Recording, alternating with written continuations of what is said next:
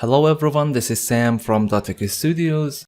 In this short video, I want to talk about show ghosting for animation in 3D Studio Max. Allow me to create a simple animation. For example, moving up to here. Alright, to display ghost animation, simply go to Views menu and enable show ghosting.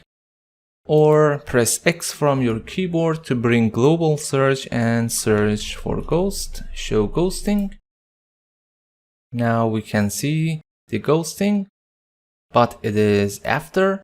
If you go to Customize menu and Preferences, in the Viewports tab, we have ghosting settings. How many frames display and step of display. For example, if I set on 10 and 2, it will show you each 2 frame. For example, frame 0, 2, 4, 6, 8. I set on 1 to display every single frame, and 5 is enough. By default, set on ghost before current frame. You could set ghost after current frame.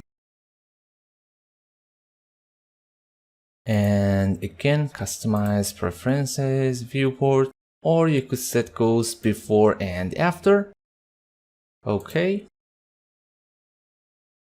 It is a very helpful tool in 3D Studio Max for making animation. Allow me to enable auto key again. And middle here, I move it up. See, it is very helpful to find your path and transformation during the animation. Customize preferences and viewports. Also, you could disable ghost in the wireframe to display the whole object spot translucent, which it is not so great. I prefer to keep as wireframe display. And you could enable show frame number. It's showing very small numbers of each frame. This is frame 10, 11, 5, 6 or so. That's it. Thanks for watching. See you in next video.